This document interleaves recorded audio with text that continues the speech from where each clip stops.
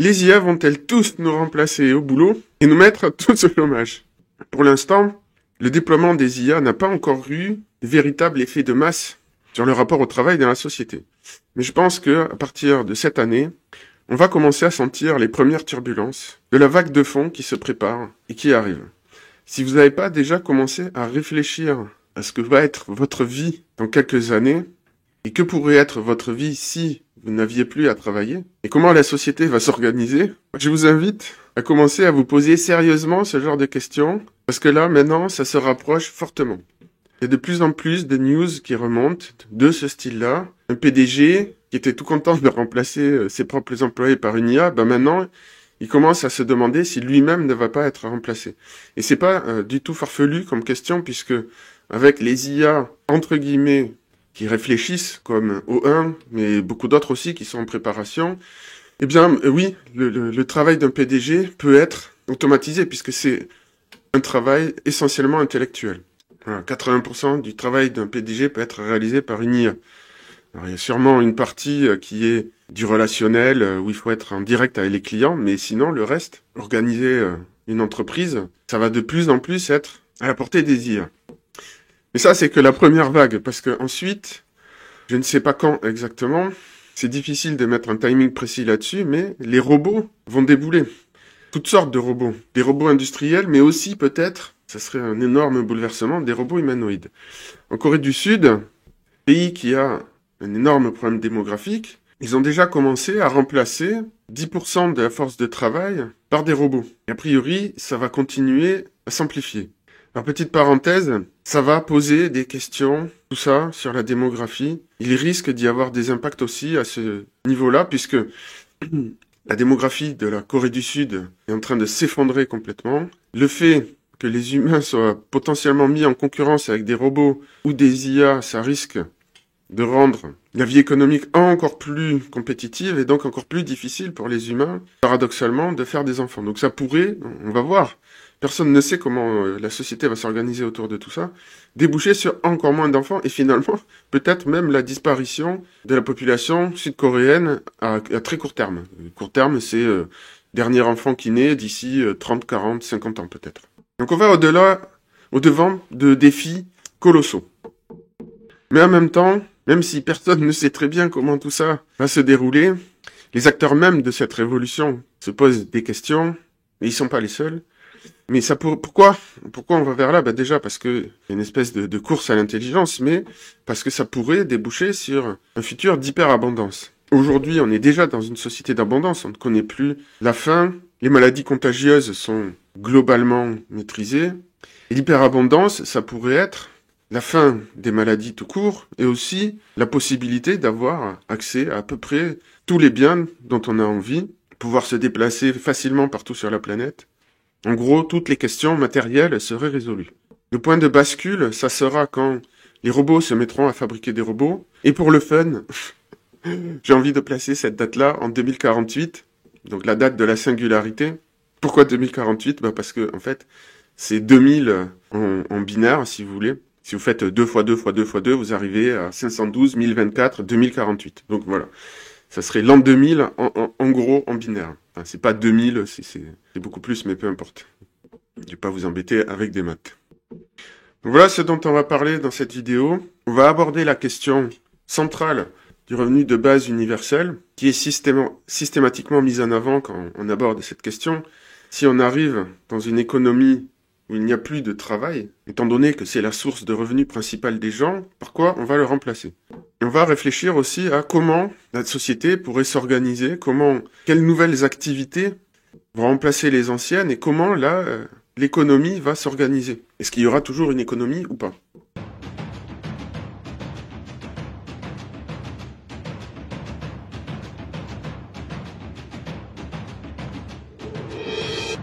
Alors je précise que aujourd'hui, tout le monde spécule, personne ne sait vraiment, puisque en partie, ça va dépendre des choix qui seront faits.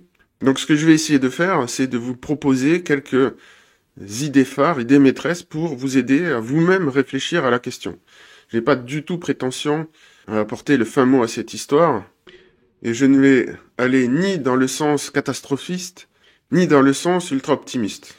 Je pense et je vais développer ça un peu plus tard, que ça va dépendre en grande partie aussi des choix individuels de chacun. C'est-à-dire que les résultats pourraient être très différents en fonction des lieux, des personnes, de la culture. Donc c'est pour ça que ça me paraît essentiel de réfléchir déjà en amont à comment tout ça va évoluer, pour faire les bons choix au bon moment.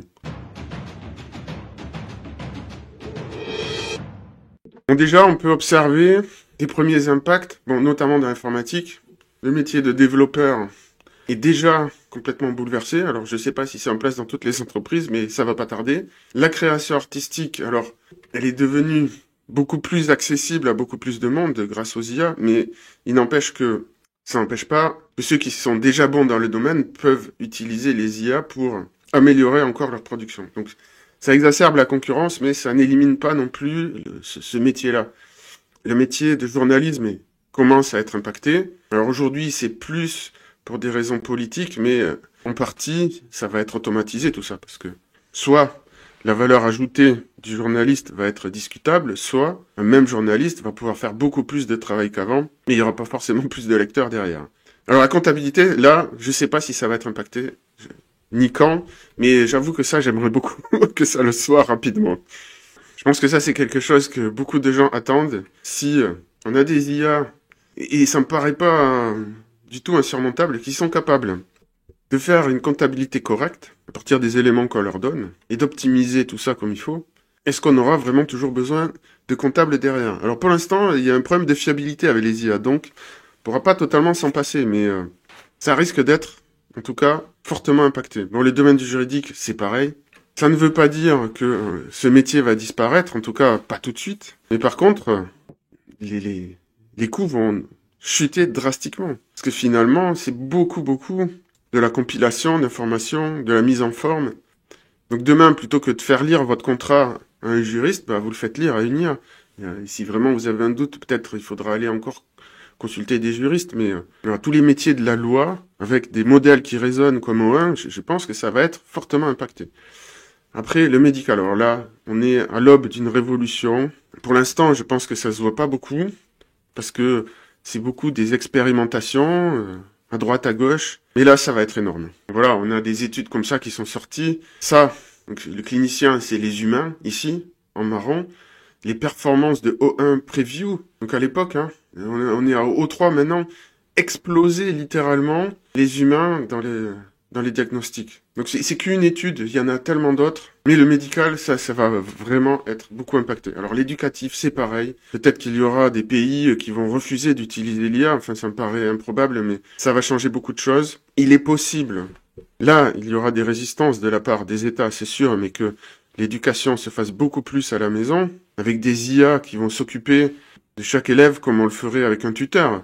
Donc dans ce domaine, c'est pareil, il y a des frémissements, ça n'a pas encore touché le grand public, les masses, mais ça va arriver très fort. Ça peut vraiment se produire du jour au lendemain, une start-up qui déploie un système qui fonctionne, un peu comme OpenAI, et qui impacte directement des millions de personnes d'une année à l'autre. Le domaine de la finance, alors plus spéculatif, mais pourrait être beaucoup impacté, parce que là c'est pareil, c'est beaucoup de décisions qui pourraient être automatisées par des modèles qui raisonnent. Et enfin, le divertissement digital. Là aussi, on pourrait se diriger vers la création, en fait, de jeux en temps réel, adaptés finalement à la demande de l'utilisateur, ou de films. On pourrait avoir des films avec des fins différentes, ou voire même des acteurs différents, mais ça serait la même histoire. Enfin bon, là, il y a toute une industrie qui va être impactée. Pas tout de suite, il y a encore des petits défauts, mais on voit bien de mois en mois, les progrès qui sont faits, ça devient de plus en plus réaliste. Donc bref, c'est un petit éventail de tous les domaines qui pourraient être impactés. Et là, je ne parle que des IA. À partir du moment où les robots humanoïdes vont déboucher dans les usines, qui sait ce qu'ils vont pouvoir faire? Et tous les métiers qui vont être impactés. Donc c'est sûr qu'il y a un peu plus de délai, ça sera peut-être dans 10 ans. En fait, ça va dépendre d'une ou deux ou trois percées dans les architectures des IA pour leur permettre de s'adapter à différents environnements, mais à partir du moment où quelqu'un va tomber dessus, ça pourrait aller très vite derrière. Donc là, je me suis focalisé sur l'avenir relativement immédiat, avant 2030, grosso modo. Dans les 5 prochaines années, tout ça, ça va être complètement bouleversé. Et pas très longtemps après derrière, de nombreux métiers manuels aussi vont l'être. Est-ce que on aura des robots capables de faire de la plomberie. Ça demande, l'air de rien, de nombreuses compétences. Il faudrait des robots très précis. Faire une soudure, c'est pas si simple que ça. Alors je parle dans le cadre où on utilise des robots humanoïdes pour remplacer les humains. C'est très difficile de savoir ce qu'ils seront capables de faire ou pas, et ce qu'ils feront mieux que nous et à moindre coût. Mais il y aura sûrement des impacts. En tout cas, dans les usines, on a de plus en plus d'usines complètement automatisées. Après, dans le monde extérieur, dans les villes, là où on vit, voilà, c'est autre chose. Peut-être que ça se fera progressivement, qu'on aura d'abord des robots qui s'occuperont des ordures, par exemple. Parce que, finalement, c'est le genre de choses où c'est des mouvements répétitifs. Ça demande pas une dextérité énorme, ni même une compréhension de l'environnement extrême. Donc il y aura peut-être des métiers comme ça, des branches tout d'un coup qui vont disparaître. Mais c'est très difficile de savoir lesquels à l'avance. Donc dans tous les cas, on risque d'avoir des impacts, des pans entiers de la société, des métiers qui disparaissent. Alors, c'est pas nouveau en soi. C'est la fameuse destruction créatrice schumpeterienne en économie. Ça avait déjà commencé dès le début des révolutions industrielles, et c'est pour ça qu'on avait eu les Luddites, des révoltes, des artisans qualifiés qui se retrouvaient remplacés du jour au lendemain en masse par des nouveaux outils. Donc en soi, c'est pas tellement nouveau. Ce qui est nouveau, en revanche, c'est l'échelle à laquelle ça va se produire, à la fois dans le temps et dans l'espace. C'est-à-dire ça va être très très massif. Donc la question, si des pans entiers de la société, des millions de personnes se retrouvent quasiment du jour au lendemain au chômage, comment on va gérer ça? Et la notion qui revient régulièrement, c'est le revenu universel de base. Donc on va examiner cette question. Pour différentes raisons, c'est un sujet qui est étudié depuis un bon moment et qui dorénavant devient de plus en plus pressant, prioritaire. Et voilà, ici, on a une fondation qui dit « Sans le revenu universel de base, les gens vont mourir. Avec, ils vont prospérer. » C'est assez radical, mais ça traduit un peu le sentiment général de nombreuses personnes vis-à-vis de ce sujet. On a déjà pas mal d'études sur la question, notamment aux États-Unis, pays quand même assez capitaliste et libéral, donc c'est pas forcément un pays socialiste. C'est pas là où on se serait attendu à avoir autant d'études, et pourtant, c'est là qu'il y en a le plus. Il y en a d'autres en Europe, donc elles sont répertoriées sur cette page, mais on voit bien que ça préoccupe les Américains. Le problème, c'est que finalement, ces études sont toujours très limitées, et c'est compréhensible. D'une part parce que ça coûte cher. Faire une étude sur le revenu universel de base, ça consiste à donner de l'argent à une population choisie comme cobaye. Donc c'est compliqué déjà de réunir les sommes, d'une part, et d'autre part, c'est difficile de faire ça dans le temps. En général, les études les plus longues, elles sont de 3 ans. Sauf que c'est pas pareil si on vous annonce que vous allez recevoir 1000 € toute votre vie, ou si on vous annonce que vous allez recevoir 1000 € par mois pendant 3 ans. Vous faites pas le même calcul. Et en plus, comme on va le voir, les résultats sont très interprétables. Il y a une grosse marge de manœuvre sur la manière de les lire. Et vous allez voir où je veux en venir, parce que j'ai l'impression que, en fait, ça marche pas très bien, les expérimentations, c'est pas très concluant, mais que finalement, ça va quand même être fait, parce qu'on n'a pas d'autre solution. J'ai l'impression que c'est vers ça qu'on se dirige. Donc, à vérifier dans le temps si mon hypothèse est bonne, mais les petits indices que j'ai réunis vont dans ce sens-là. C'est ce que je vais vous montrer maintenant.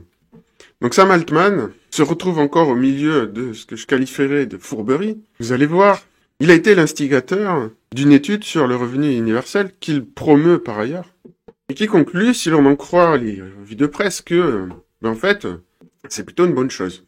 Voilà. Alors, les gens ne lisent pas forcément tout, et surtout, avant de lire, ils regardent le titre. Donc, le revenu universel a mis fin à la pauvreté avec un impact minimal sur le travail. Les gens ont pris plus de risques pour trouver des meilleurs emplois, pour les conserver et pour s'émanciper des abus. Donc, très positif quand on lit ça. Alors, on va pas lire tout l'article, ça serait trop long, mais bon, il donne plein de petits détails sur tous les bienfaits du revenu universel. Et là, pareil, dans une étude, le compte rendu, sur Bloomberg, même chose. Ils ont trouvé que ça augmentait la flexibilité et l'autonomie des récipiendaires. En fait, quand on remonte le fil de l'information, si on va lire l'original, le compte rendu original, donc fait par les auteurs même de l'étude, donc le labo Open Research qui a fait cette étude pour Sam Altman. Donc ils disent, par exemple ici, ça montre que les participants ont travaillé moins, non pas parce qu'ils rejettent le travail, mais parce que ça leur a donné plus d'agentivité, donc plus de possibilités de choix qui correspondaient mieux à leurs buts personnels et aux besoins de leur famille. En gros, ça les rendait plus indépendants. Donc voilà, l'étude met en valeur des chiffres, comme ça. Et c'est ça qui a été repris par une majorité de la presse, qui s'est contentée, en fait, de venir jeter un coup d'œil à cette page pour en faire un compte-rendu. C'est pour ça aussi que je vous disais que, finalement, une partie du métier de journaliste, ça va juste être automatisé par des IA. Bon, jusque-là, on pourrait se dire, ouais, bon, ok, finalement, c'est pas si mal. Ça a l'air de donner plus de liberté aux gens. Ouais. Sauf que, en fait, je suis tombé sur cette vidéo qui a creusé le sujet, donc ça m'a mis la puce à l'oreille. Et je suis allé vérifier ce que disait cette vidéo. Et effectivement, si on regarde l'étude elle-même, donc non pas le compte-rendu qui a été fait sur le site, la présentation que je vous ai montrée juste avant, mais si on regarde le contenu de l'étude lui-même, et qu'on va chercher les résultats dans la partie conclusion, ce qui est très c'est que une large partie a été dépensée dans des biens non durables, en gros de la consommation, et beaucoup de loisirs. Très peu, il y a eu très peu d'enrichissement, effet quasiment nul. Pas d'effet non plus sur les remboursements de crédits, les faillites et tout ça. Donc ça dit que la situation long terme de cet apport d'argent n'a pas été améliorée. Did not improve participant long run financial position. En gros, ils n'ont pas utilisé cet argent pour investir dans des choses durables qui amélioreraient leur position économique. Pas d'effet non plus sur la santé. Il y a eu un petit effet au début, la première année, mais en fait, au bout des 3 ans, pas d'effet sur la santé. Bon, etc., etc. On va pas tout regarder, mais grosso modo, voici un autre compte-rendu de la même étude. Donc on donne 1 000 € par mois à 1000 personnes pauvres pendant 3 ans. Ça représente 40% d'augmentation de leurs revenus. Et voilà, les faits saillants, certains ne travaillent plus, diminution du nombre d'heures travaillées également chez les partenaires, temps libéré ne sert pas à produire mais au loisir, aucun impact sur la qualité de l'emploi, pas d'amélioration du capital humain, seulement 2% de description en plus dans les études supérieures, amélioration de la santé mentale uniquement pour la première année, augmentation de l'alcool et des analgésiques. Voilà. Donc c'est pas bon du tout. Et en plus, c'est corroboré par d'autres études du même type. Voilà, on a une étude avec 500 € par mois pendant 2 ans. À la fin, ils se sont retrouvés plus riches de seulement 100 € par mois et le fait saillant, c'est qu'ils ont surtout fumé plus de cigarettes. Alors, il n'y a pas que ça dans l'étude. Mais l'idée, souvent, qui est défendue pour le revenu universel de base, c'est que ça va donner aux gens la possibilité de sortir, en gros, de la trappe à pauvreté. C'est-à-dire, quand vous êtes pauvre, vous n'avez pas les moyens d'acheter des choses de qualité, donc elles s'usent vite, ou elles servent pas comme elles devraient, donc finalement, ça vous revient plus cher. C'est pareil pour la santé, vous n'avez pas les moyens de vous payer des bons soins, et donc ça pâtit dans vos performances économiques. Pareil pour l'accès à l'éducation. Donc l'idée, c'est de dire que grâce à ça, en fait, ça permettrait aux gens de sortir de ce piège. Mais le problème, c'est que ce n'est pas ce qu'on observe dans la pratique. Autre étude ici, sur plusieurs situations différentes. Par exemple, si on annule les dettes des gens, ça n'a pas d'effet sur le long terme. Donc le revenu universel de base, ça débouche sur plus de loisirs. Si on aide les sans domicile fixe, pareil, pas d'effet sur le long terme. Et si on augmente le salaire minimum, ça débouche sur du chômage et des transferts régressifs. Alors ça, je vais en parler juste après, vous allez comprendre. C'est très important. Donc voilà, il y a certaines voix qui commencent à dire que, en fait, ça marche pas si bien que ça. Comme si la fondation héritage. Et pour enfoncer le clou, je voudrais vous montrer un calcul qui a été fait, qui me paraît, j'ai pas refait, mais qui me paraît tout à fait valable, et qui répond à la question, est-ce que l'on gagne autant avec les aides sociales en restant chez soi sans travailler plutôt qu'en se levant le matin pour aller bosser? Bon, ouais, sujet sensible. Alors, on va aller à l'essentiel. Donc, ce qu'on voit, c'est que le niveau de vie à situation personnelle égale, entre quelqu'un qui est au SMIC et quelqu'un qui est à un demi-SMIC ou quelqu'un qui n'a pas d'emploi, n'a pas d'activité, oui, on voit que on gagne plus d'argent en travaillant. Donc, à première vue, il n'y a pas débat. Prendre un travail procure toujours plus de revenus pour le foyer. Mais, si on rajoute, et c'est là où est le piège, les charges liées à l'activité professionnelle, donc les déplacements, les assurances, le carburant, l'entretien, donc le coût du véhicule, plus le fait que si on n'est pas à la maison et qu'on a des enfants notamment, il faut les faire garder. Donc même sans enfants, par exemple, là il donne le cas. Un couple sans enfants, sans activité, revenu 1114 €, avec activité, avec un SMIC, revenu 1800 et quelques. Donc un écart de 759. Sauf que si on enlève la nécessité d'avoir un véhicule, on se retrouve avec un gain obtenu net, finalement que de 354, avec beaucoup de temps en moins.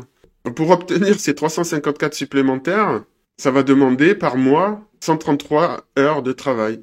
Donc il serait rémunéré, finalement, même pas 3 € de l'heure, par rapport à quelqu'un qui ne travaille pas. Et c'est là où je vous disais qu'il y a un piège, avec ces histoires de revenus universels de base. Alors certes, il est possible qu'on parvienne à vivre, disons, relativement décemment avec ça. Mais ça va être très difficile de s'évader de ce système. En tout cas, dans le cadre des systèmes sociaux actuels. On pourrait dire, ouais, mais le revenu universel de base, il va être universel. Donc tout le monde y aura droit. Donc si tu travailles, tu gagneras plus. Mais tu auras quand même droit au revenu universel de base. Alors que là, dans ces systèmes-là actuels, si on gagne le SMIC, on n'a plus droit aux aides précédentes. Bon, d'accord, admettons cet argument, mais ça change pas grand-chose dans le fond parce que aujourd'hui le travail est rémunéré parce qu'il est utile aux entreprises. Mais s'il est plus utile aux entreprises, il sera pas rémunéré très cher. Peut-être que effectivement, il faudra s'aligner avec le coût des IA ou des robots et que on pourra passer beaucoup de temps à travailler pour gagner pas grand-chose de plus avec. Donc je pense que ça va pas changer la logique du fait que ça soit universel, que tout le monde y ait droit, c'est que on pourrait se retrouver prisonnier de ce système. Et là, ça pose plusieurs questions. Parce que, d'une part, comment on va organiser nos journées? Et d'autre part, peut-être que les communistes et les socialistes vont être contents parce que tout le monde sera au même niveau, mais l'humain a besoin de choses pour se distinguer des autres. C'est insupportable d'être insignifiant, d'être rien de plus que le voisin ou rien de différent. Pas forcément de mieux, mais rien de différent. Et à quoi vont servir les humains? Donc là, il y a plein de questions qui se posent autour de cette question, de cette problématique, du revenu de base universel. Je pense que, au final, il faut pas s'attendre à ce que ça réduise forcément les inégalités. Admettons qu'on reçoive tous 2000 € et que, pour vivre, à minima, vu que tout va être fabriqué par des machines à très bas coût, peut-être qu'on pourrait s'en sortir, disons, je sais pas, je dis ça un peu au hasard, mais avec 1000 €. Avec 1000 €, on peut manger, se chauffer, se soigner. Il reste 1000 € d'argent disponible pour autre chose. Eh bien, ces 1000 € vont participer à la création d'une nouvelle économie. Les gens vont se les échanger, vont s'offrir des choses, des services, d'autres formes d'échanges qu'on connaît pas encore, qui feront que certains récupéreront une partie des 1000 € des autres et d'autres les dépenseront plus ou moins bien. On pourrait imaginer que parmi les gens, on reçoit tous 2000 € par mois, et certains dépensent leurs 1000 € en plus en loisirs, mais d'autres vont les économiser pour en faire d'autres choses. Donc là, pour moi, ce qui me paraît absolument fondamental, et j'en reviens au sujet principal de la chaîne, la souveraineté personnelle. Si on se dirige vers une société à revenu universel de base, ça va priver tous ceux qui vont se laisser happer par ce système-là, en fait, d'agentivité économique, de souveraineté économique, si vous préférez. Si vous vous laissez happer par ce système, vous risquez l'insignifiance. Alors peut-être certains s'en accommoderont, mais je pense que ça va être dur quand même pour beaucoup de monde. Comme on dit, l'oisiveté est mère de tous les vices. Donc pour moi, il me paraît essentiel, dès à présent, de se poser la question de l'agentivité économique, de sa propre agentivité économique et de la cultiver. Et David Shapiro a très bien défini ça, je trouve. D'une part, il y a la souveraineté temporelle, c'est-à-dire être capable de maîtriser son temps.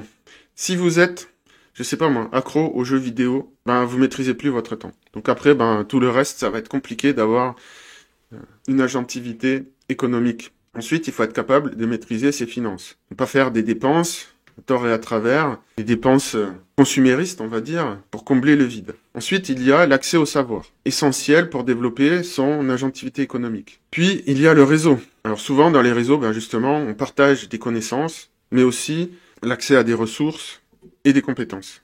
Ensuite, il y aura la liberté économique. Peut-être que, au revenu universel, je ne sais pas comment ça sera organisé, mais peut-être que finalement, on aura tout ce qu'il nous faut pour bien vivre, mais peut-être que les déplacements seront très chers, resteront très chers. Peut-être que ça sera pour limiter la pollution, peut-être que ça sera parce que je ne sais trop quelle raison, ça restera un luxe, peut-être pas. Ou peut-être qu'il y aura des frontières culturelles, ou peut-être que les États se protégeront. En tout cas, la liberté de mobilité, c'est aussi quelque chose d'important à cultiver. Et enfin, le pouvoir de négociation. Ça, c'est aussi une compétence à acquérir. Et tout ça, en fait, ça participe de l'agentivité économique, donc d'être souverain, finalement, de sa vie dans l'arène économique. Et je pense que ça permettra de sortir du piège du revenu universel de base et que c'est dès aujourd'hui qu'il faut commencer à cultiver tout ça. En fait, si vous regardez bien, il n'y a pas besoin de gros moyens financiers pour développer son agentivité économique. C'est surtout une question de culture. Et c'est pour ça que je pense que le revenu universel de base ne va pas du tout déboucher sur une société égalitaire. Au contraire, en fonction de sa capacité à développer son agentivité économique, on va avoir de nouvelles formes d'inégalité qui vont apparaître. Même si, au départ, on pourrait dire que on a tous la même opportunité, le même revenu, le même accès à l'information avec un Internet gratuit, on va être tous face à nous-mêmes, finalement, face à nos responsabilités, face à nos choix. Et autant ça pourrait être très exaltant, autant ça pourrait être extrêmement pénible.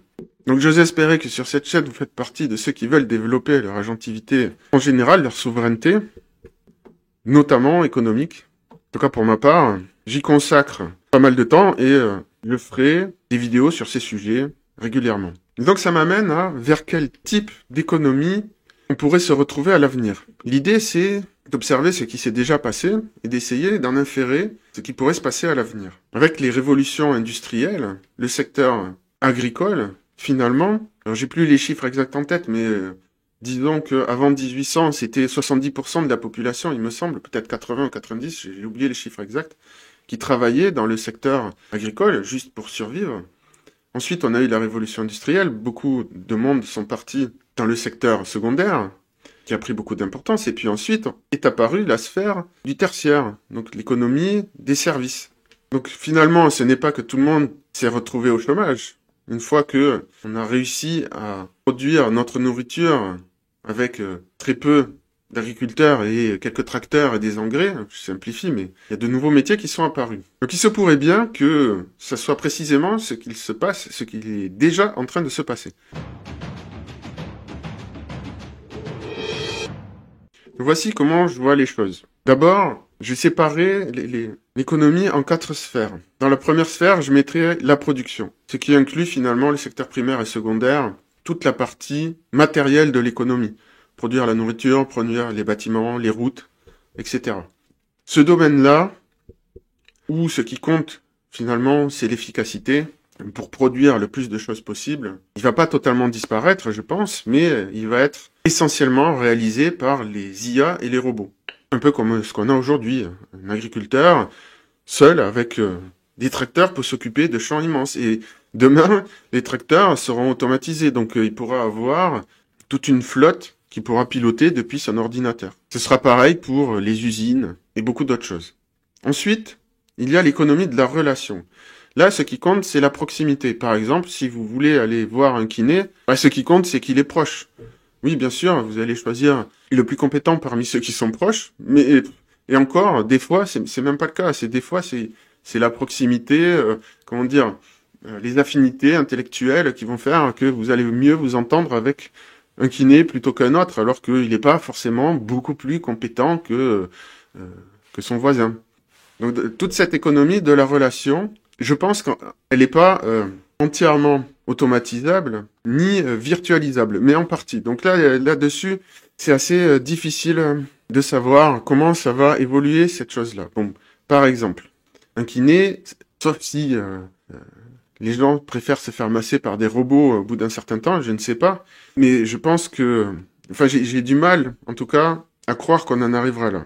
Ce que je veux dire, c'est que dans cette économie-là, il ne peut pas y avoir, à mon avis, totalement remplacement par les IA et les robots, parce que tant que ça reste, en tout cas, entre les humains, on peut pas se démultiplier et on peut pas se transporter d'un bout à l'autre de la planète.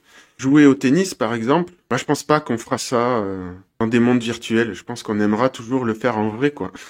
pour se dépenser en vrai et pas faire ça depuis sa chambre avec des manettes attachées aux mains. En tout cas, ça serait qu'un palliatif. Mais ça serait pas vraiment de l'économie de la relation. Ça serait l'économie quelque part de l'illusion de relation. Alors, c'est difficile de savoir dans quelle mesure ça va se développer ou pas.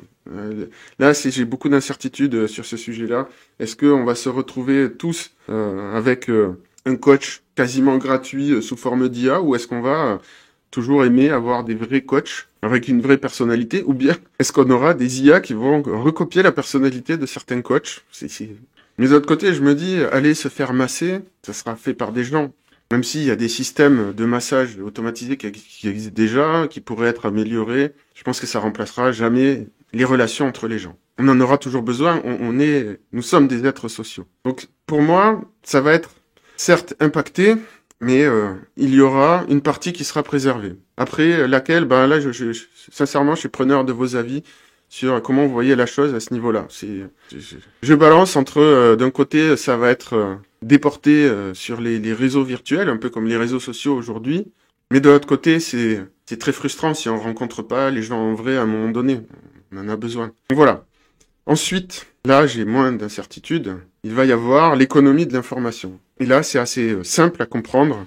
On est enseveli sous une masse gigantesque qui va sans cesse croître de manière exponentielle d'informations. Donc là-dedans, au final, le rôle des humains, ça va être d'extraire du sens de tout ça. Je pense qu'il y aura une nouvelle économie qui va émerger autour des personnes qui vont aller extraire des informations, des connaissances pertinentes dans ce magma. Et ça, j'y reviendrai sur cette thématique parce qu'elle m'intéresse beaucoup et j'y ai pas mal réfléchi. Mais aujourd'hui, vous voyez bien qu'il y a des paradoxes du genre, on a un retour du platisme des gens qui croient à la Terre plate. C'est paradoxal alors que nos connaissances scientifiques n'ont jamais été aussi poussées. Eh bien pour moi, ça préfigure toute une sphère de l'économie qui va se développer parce qu'il y a trop d'informations dans tous les sens et que ça va devenir important et fondamental de savoir se repérer dans ce dédale. Donc ici, la qualité essentielle qui va déterminer la valeur dans cette sphère de l'économie, ça va être la probité, ou peut-être on pourrait dire aussi les affinités. Donc ça, j'y reviendrai sur cette question-là. Et enfin, je pense qu'il y aura aussi une économie de la création. Même si les IA vont réaliser beaucoup de choses, je ne pense pas qu'elles éliminent le rôle des créateurs. Bien au contraire. Je pense qu'elles vont faire émerger toute une nouvelle sphère de l'économie, de gens qui vont s'approprier ces outils, qui avant peut-être ne pouvaient pas créer comme ils le voulaient, mais parce qu'ils, pour une raison ou pour une autre, ils n'étaient pas nés au bon endroit ou j'en sais rien, ils n'avaient pas les moyens. Mais là, ça va donner la possibilité à beaucoup de monde de s'y essayer et peut-être de découvrir des talents cachés pour créer des films, des BD, des jeux, etc., etc. Ça va être beaucoup plus facile de créer avec les IA, mais elles ne vont pas le faire d'elles-mêmes. S'il n'y a pas quelqu'un derrière qui leur demande quelque chose, elles n'ont aucune incitation à le faire. Et je pense que là, ça sera en fonction des talents de chacun, d'arriver à créer des univers qui plaisent à d'autres. Même si c'est les IA derrière qui les réalisent, il n'empêche qu'il y aura toujours des gens qui sentiront mieux ce qui plaît. Donc à mon avis, voilà. Les 4 sphères de l'économie, de la nouvelle économie, vont s'organiser ainsi. Si vous avez d'autres idées ou des objections ou des rajouts à faire, n'hésitez pas en commentaire ou venez me voir sur Telegram ou contactez-moi sur Twitter pour en discuter. C'est vraiment, je pense, là-dessus qu'il faut se poser des questions pour se préparer comme il faut et saisir les opportunités quand elles se présenteront, afin de développer justement notre agentivité économique. Ces 6 sous-domaines dont parle David Shapiro, c'est en gros les compétences intrapersonnelles qu'il faut développer. Mais il va falloir aussi s'adapter à la nouvelle arène, au nouvel environnement économique. Donc il va falloir un minimum le comprendre. Et enfin, la dernière notion que je voudrais présenter, c'est un renversement total un peu de ce que nous connaissons aujourd'hui, si les IA et les robots s'occupent de la production. Comment ça pourrait fonctionner tout ça? Alors, David Shapiro et Julia McCoy, qui réfléchissent pas mal à ces questions-là et qui proposent des choses intéressantes, parlent de stakeholder economy. On pourrait traduire en économie des parties prenantes, c'est-à-dire dans une entreprise, les parties prenantes, ce sont les employés, les dirigeants, les actionnaires, et voire même les clients. Donc l'idée, ça serait de dire que de tokeniser, en fait, l'économie, de tokeniser dans une ville les routes, les égouts, la gestion des déchets, l'arrivée de l'eau, de l'électricité, etc., etc. De tout adosser, si vous voulez, à des cryptos. Et ensuite, que ce soit les gens eux-mêmes qui orientent les choix quelque part en misant sur ce qu'ils ont envie de développer. Donc l'idée, ce serait que en imaginant que tout est pris en charge par les robots et les IA, les humains piloteraient par des incitatifs économiques. En gros, ça pourrait se traduire par une forme d'actionnariat généralisé. Donc, de votre revenu universel, vous décidez d'investir une partie, je sais pas moi, dans le réseau d'eau de là où vous vivez, parce que vous vous dites que ça va améliorer la vie des gens. Donc vos actions vont prendre de la valeur. Là, il faut que je précise une chose parce que j'ai fait un petit raccourci, mais disons que dans la stakeholder économie, en fait, si on applique ça à l'entreprise, ça donne plus de voix aux employés. En gros, ils peuvent voter. Puis aussi, ils participent plus aux bénéfices. Donc en fait, j'ai fait un raccourci et finalement, je me dis, c'est un peu comme si tout le monde devenait actionnaire, puisque par défaut, ça va permettre d'avoir voix au chapitre et de participer aux intérêts. Donc c'est un peu comme si tout le monde était actionnaire par défaut à partir du moment où il habite à un endroit de tout un ensemble de choses, comme les routes, enfin bref, c'est ce que je disais tout à l'heure, l'infrastructure. Et donc ça pourrait être à travers des incitatifs donc financiers que les IA et les robots seraient dirigés dans leur activité. Parce qu'à la fin, il faudra bien choisir, est-ce qu'on construit un immeuble, est-ce qu'on construit une nouvelle route, est-ce qu'on veut une usine à fabriquer des voitures volantes, etc., etc. Donc on pourrait tout à fait se diriger vers une économie de ce type-là pour que tout le monde participe en fonction de son intérêt direct.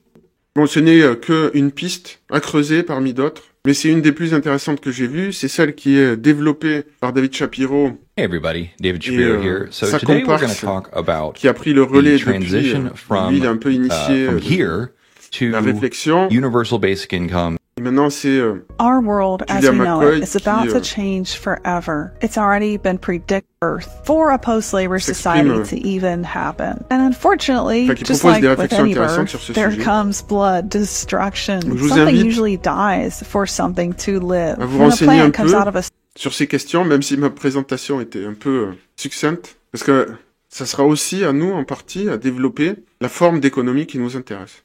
Donc voilà quelques pistes de réflexion. Stakeholder économie, les différentes sphères de l'économie, l'agentivité économique à développer donc pour éviter les pièges éventuellement qui pourraient être tendus sur notre route par les circonstances ou les choix d'autres agents économiques. Dans tous les cas, là, 2025, on va commencer à voir les effets de l'arrivée des IA sur le marché du travail. Je pense que personne ne doit se croire à l'abri, même dans les métiers manuels. Alors pour l'instant, ils sont plus protégés, paradoxalement. Mais c'est pas dit que ça dure longtemps. Et de toute manière, les révolutions technologiques qui se suivent, les révolutions industrielles, ont déjà impacté ces domaines au final. Ils vont continuer à être impactés d'une manière ou d'une autre. Je pense aussi qu'il y a des belles opportunités à saisir. Donc c'est pour ça que c'est intéressant d'y réfléchir aussi.